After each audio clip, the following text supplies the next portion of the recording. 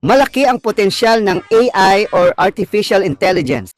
Pero handa na ba ang mga lokal na pamahalaan na mapakinabangan ito? Ayon sa AI Readiness Index na binuo ng PIDS, nasa 30 hanggang 35 lang out of 100 o low to moderate lang ang kahandaan ng mga LGU sa paggamit ng AI. Mababa pa ang kahandaan sa infrastruktura, kasanayan, datos, pamamahala, inobasyon at pondo. Pinakamalaking hamon ang kasanayan. Ang human capital pillar ay may average score na 29.